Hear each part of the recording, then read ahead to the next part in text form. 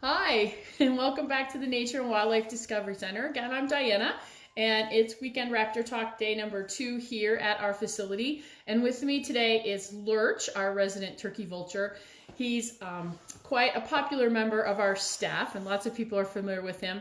So since he's stuck inside today on this cold and chilly Sunday, and by the way, happy Easter, if that's what you celebrate, we thought that it'd be fun to bring him along on the journey with us today. So Lurch has been at our center now for almost 13 years. He came to us 13 years ago, obviously, and from the west slope of Colorado. He was originally intaked at a facility, a wildlife center on the west slope, and they provided care for him. We didn't get a lot of detail when the transfers were made on what happened to Lurch, but we do know that he injured his left wing. He broke the humerus bone, and of course that's the big bone between the shoulder and the elbow, and that left him with a misshapen wing when it healed. Now, it looks like we had an x-ray taken of Lurch when he first arrived just to see what was going on with that wing, and it does look like what happened is the bone twisted a little bit when it healed, and that threw it off. So if I can ask Lurch, and he's such a handsome and cooperative fellow, let me see if he'll open his wings for you so you can see. Open? Come on. Oh, come on. Don't be shy today. Yeah, when he stretches out that left wing, you'll notice that he can't raise it all the way, and that prevents him, of course, from flying, and that's why he's with us. And of course, he'll be with us for a very long time. He was at the other center for 20 years, and then he was with another person for a couple of years after that, and then he came to stay with us. So Lurch is into his mid to late 30s, or perhaps even older. Now, some statistics say that turkey vultures in a captive situation can live into their 50s. So Lurch hopefully has a long life ahead of him. He's certainly in good health other than his handicap, and we enjoy him very much. Turkey vultures tend to be a very social animal. They do have a hierarchy or ranking in their flocks, and Lurch is more on the submissive side of things. He has a roommate, Izzy, another male, and Izzy definitely is a more assertive member of the flock, and he tends to, even though he's younger, he tends to push Lurch around a little bit. So I often, especially if I'm feeding, I always stay in the cage a little bit to make sure that Lurch at least gets some of his favorite parts of the food. And, and that actually happens to be liver. He loves liver. So I always wait a few minutes when I'm feeding to make sure Lurch at least gets half the liver from whatever critter that we fed him. Now, turkey vultures, of course, are heroes. And these days, of course, we have lots of heroes on the front lines dealing with the coronavirus. Doctors and nurses and scientists, all these wonderful people, grocery store employees are taking good care of us, making sure that we have things. But you know, Lurch is a hero too. Vultures, their job is to eat dead things. They are carrion eaters, and because of the way their bodies are designed, they actually are very helpful in removing some microbes from the environment. So they're actually really cool. Now, if you're going to hunt for dead things, of course, as a bird of prey, Lurch is going to have to eat animals. That's what he eats, and pretty much any dead animal is great food for him. So you got to find it. And of course, that means you're going to have some way of searching. So again, as in all birds of prey, they have magnificent eyes. So Lurch's day, if he were in the wild, would sort of be like this. He would be hanging out with his flock. Again, they are social. So at night they roost together. Maybe it's a flock of 10 or 15. Sometimes I've seen roosts of turkey vultures in the evening of 100 birds coming in, which is pretty cool to watch. All those guys soaring in at the last second. And in the morning they would be sitting waiting for the sun to warm up the sky, to warm up the air. They would be preening. Often you see vultures in the morning. They're sitting with their wings out. We call that the heraldic pose, using that sun to warm themselves up. Also, it helps them, use vitamin D just like we do. So they need the sun very much. And of course, as that sun warms up the air, you get those thermals that are rising up. And that's what vultures need, because vultures are engineered for soaring. You saw those magnificent wings. Let me see if he'll open them one more time. Lurch, could you just open for us? There you are. Oh, nice. Thanks, buddy. He has these huge wings. Aren't they beautiful? Oh my gosh, this is a cool bird. And they would feel that, and then it's time to go. It's time to go and search for your food. So vultures spend basically their day flying about in search of food. And to help them search, they of course have really awesome eyes. And his eyes, again, are built just like a hawk's or falcon's for long distance vision. So he would search, as he's flying around, he would be looking for signs of something dead. Maybe he'd spot a dead deer on the side of the road. Maybe he'd see some activity from other scavengers like crows or ravens, magpies. That would be a clue for him that there is something to eat. Or if you're a turkey vulture like Lurch is, you can also smell. Vultures have a finely tuned, turkey vultures, I should say, have a finely tuned sense of smell. There he's giving you a close-up of his nose. Get in real close. He has this really awesome nose that you can see through. It's kind of fun to look at people through his little nose. And it's engineered for a lot of things. One, it's kind of cool. Let me bring him in a little closer. This is new for us. We're playing. He's not sure what to do with the phone here. But if he turns around, can you turn around for a second? Look, you can see that he's got these little ridges on the top of his nose. So he's going to be shy. Anyway, and that helps him to move the air up and around, slow it down from entering those nasal passages or those nares. And those ridges kind of help that air to move around and through. And then, of course, inside his nose, just like you and I, he has all these cells for the sense of smell. And he can pick up the smell of death, which is a chemical called ethyl mercaptan. And to us, it smells horrific. It's that smell when you walk in the garage and you think, oh my gosh, something died in here. Because what happens is when a body dies and it starts to decompose, it creates a gas, and that gas is that odorous ethyl mercaptan that we smell. To us, it smells horrible, but to Lurch, it's a sign of dinner. So think of it this way. You're driving down the road and you pass McDonald's and you smell the French fries and you think, oh my gosh, those smell so wonderful. Well, Lurch, flying through the air, picking up the scent of ethyl mercaptan, has the same experience as we would. Of course, very different choice of food, but the same experience. That's his cue that there's food. And his nose, now different books say different things, but his nose can literally pick up the smell of that gas on the air as little as 4 parts per million. So that's really a fine, just really tiny little scent, and he picks that up with that gorgeous nose of his, and then of course he'll follow it to its destination as it gets stronger. So he will arrive, follow that scent, arrive, and vultures, of course, they don't really want to share because if you're in a flock, if you all get there at the same time, you have to wait in line to eat. So Lurch will get there, and of course, other vultures have probably had the same sensation he has. They've probably picked up that scent on the air, or maybe they saw him heading someplace and followed him in. So the vultures will all arrive. And a lot of times when they are coming in and they're waiting in that hierarchy situation, you'll see them circling a little bit, sometimes over, maybe waiting their turn, or maybe they've just eaten and up they go. So they often circle around where food is, or they're also just circling to get up high to travel. So they do that circling. But when you get there, whoever's there first, of course, gets to eat. As the vultures come in, the more dominant birds will push the less dominant animals out of the way, and everybody will get to eat. And of course, you want to eat your favorite part.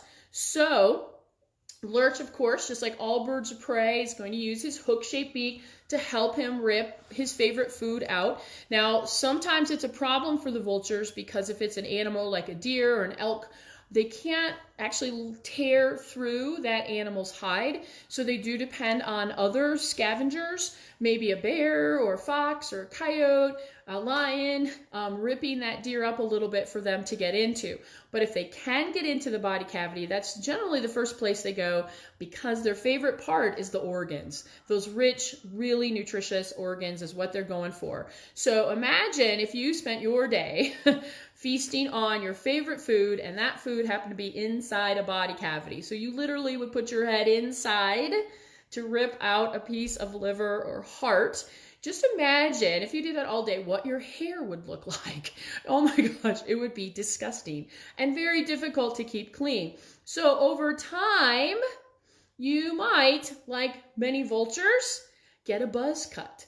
Vultures have an adaptation to the feathers on their head. They're very tiny, or they're missing completely, to actually assist them with hygiene. So they can get that head dirty, and it's very easy because there's not much there to groom, clean off. Actually, you eat, you go sit in the sun, you bake whatever debris is there, and then you take your claws and you just shake it or whatever to help you clean up. Plus, the sun's rays, those UV radiation, actually is also going to help you destroy bacteria. So it's going to actually help to kill microbes on the skin. So vultures really do rely a lot on the sun to stay healthy. So they have these really cool heads. Now it's a little chilly in the building today. We do keep the building cool because some of the birds are inside, and we don't want them to get too warm since it's so cold out today. So Lurch has got his he's kind of pulled his head down, and he's using the feathers on his neck to kind of insulate his head just a little bit. And he's looking pretty cute today. So you've eaten your favorite parts, and when you do eat, vultures tend to gorge because you don't know when you're going to eat again. It's sort of like us on Thanksgiving. You have the turkey dinner, you've just gorged, and then what do? You go flop on the couch and you digest. And that's what vultures do. They don't really go to the couch, but they'll maybe stand there nearby on the ground, or they'll get up on a fence post or a rock. They'll sit in the sun, they'll stretch out their wings, they'll digest, they'll use the sun to clean themselves and to warm up. And then, of course, once you're sitting there on the couch or the rock for a little while, you digest some food, and suddenly you feel like, oh, there's a little space in there. So it's great. It's time for pie. Or in Lurch's case, I'll go get me a piece of thigh from that deer. So he'll keep eating. And they may spend a couple of days, 2 or 3 days in the area, feeding on that deer. A deer got killed behind my house one day in the creek below me, and the vulture sat on my back fence for 3 days. It was pretty weird in the morning, waking up and seeing 4 or 5 vultures on your back fence. It's like, well, that's weird. But they were just hanging out for a few days until that deer carcass was picked clean by all the local scavengers, and then they moved on. And these guys will do the same thing. He's so cute. Anyway, so there is a problem, though. When you've just fed and gorged yourself, you can't really sometimes fly. You've eaten so much food that maybe you're weighted down. It's a little hard for you to take off. You can run, certainly, but you are at risk from other predators. So maybe it's day 3, the vultures and what other night scavengers have come by have, oh, excuse me, have pretty much cleaned up that carcass. And maybe, let's say a coyote comes by, and there's not a lot left on that carcass. So the coyote is looking at all these very well-fed vultures thinking, well, I can't have deer for dinner, I'll enjoy a vulture. So they're kind of stuck on the ground. They'll have to perhaps scare him off. So they'll raise their wings. And you notice when Lurch does open his wings up, open up for me, they're very big, and they would open their wings, make themselves look big. They hiss and they grunt. Vultures really don't make a lot of sounds. They can only hiss and grunt. They can't scream like a hawk can. So when you watch a movie and you hear vultures screaming, yeah, no. Someone is having too much fun with their sound effects, because vultures can't do that. But he'll hiss and grunt, and they'll make all these noises, try to stamp their feet, open the wings, look intimidating. Well, you know, that it might work for some predators, but most of them are too clever, and they go, no way, no way. So the vultures have one really excellent resort to scare off potential predators. And if you think about it, here's what's happening. Think about this. They have full stomachs of partially digested rotting meat. Yep. They're going to vomit. Projectile vomiting, actually. And if you thought rotten meat smelled bad before it was eaten, oh my, you should smell it partially digested coming back out. It is the worst smell ever. I'm pretty used to disgusting smelling things in my job here as a wildlife rehabilitator, but even vulture vomit makes me take pause. And there have been many days when Lurch and I have been off in the van to a school program, and I've hit a pothole, and Lurch was not happy about it, and he's regurgitated in his crate, that I literally have to pull off the road and clean his crate before I can proceed. And I can't tell you how many impromptu turkey vulture talks I have given in the back parking lot of Loaf and Jugs, because I am desperate to get that stuff out of the building, trust me. And if you think about it, if your food threw up at you, would you want to eat it? No. So it is an effective tool that turkey vultures use to fend off prey. And it happens here at the center, not all the time. Lurch and Izzy are pretty used to humans and they don't often throw up, but occasionally they do. Like the other day I was getting Izzy out just to do her weight and health check on her. And as I'm getting her out, she threw up. Fortunately, it hit the ground and not my shoe. And it smelled so bad, but I was so grateful to Lurch because he came running over and ate it, which is exactly what the vultures are going to do. Once they have, oh, thank you for grooming my hair, appreciate that. Once they have thrown up, now they can fly off, and off they go. The coyote runs away, the scene is clear, and the vultures return, and yep, all of that food that they may have regurgitated, they're definitely going to re-ingest, because you can't waste good food. You don't know when you're going to eat again. So they are just gross animals, but oh my gosh, I love them. They're so amazing. And of course, once they've eaten, of course, they process the food, and just like you and I, it goes through the digestive tract and out the bottom. So they do create waste. And it's waste that gives you another idea of how gross they are. So one thing I wanted to take a look at, let me see, it's kind of hard with Lurch. Let me see if I can position him here so you can see his feet. Now, Lurch can't kill anything. That's why he has to scavenge. He has these lovely little feet. There we go. Can we show them to him, Lurch? I know. And he does have similar shape of his foot. He's got long toes. He's got his talons. But he doesn't have the strength in his feet that other birds of prey have, so he can't kill anything. And actually, he's very awkward on my arm because he can't grip. Like if I were doing this with another hawk, they would just hang on tighter to keep their balance. For Lurch, when I start moving him around, wiggling him a little bit, it makes it a little difficult for him to hang on. So he's going to want to be a little bit more steady on my feet. But vultures do some really gross things. And one of the things that they do, besides vomiting, is they actually defecate on their legs and feet. And that's a really actually important tool for them.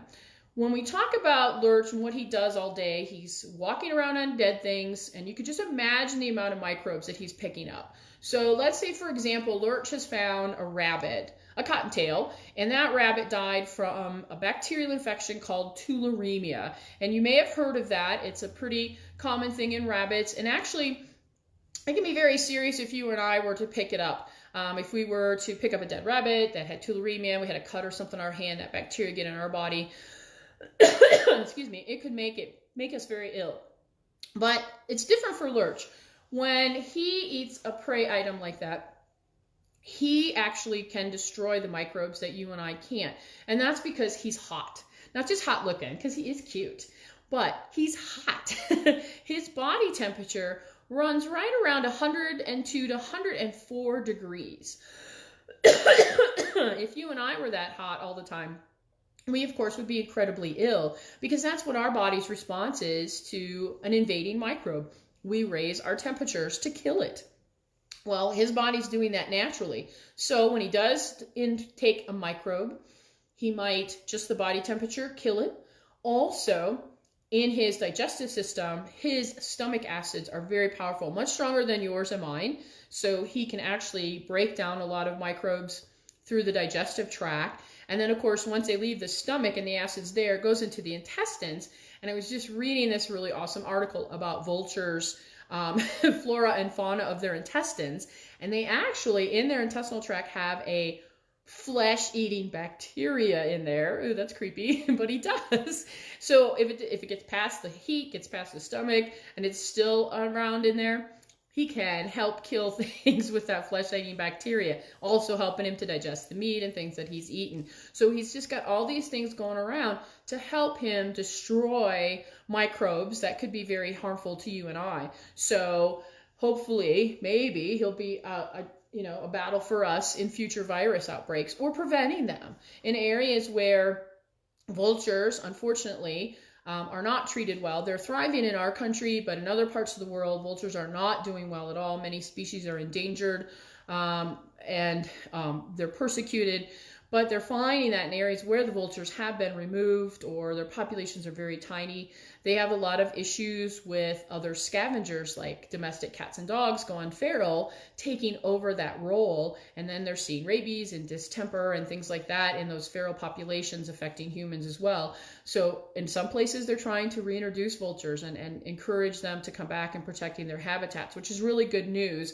Other places there's just nowhere for them to be because their territory that they once knew is now an urban area. So vultures are having a lot of trouble around the world. But in the US, they're still doing really well. And one really exciting project is, of course, Lurch's big cousin, the California condor.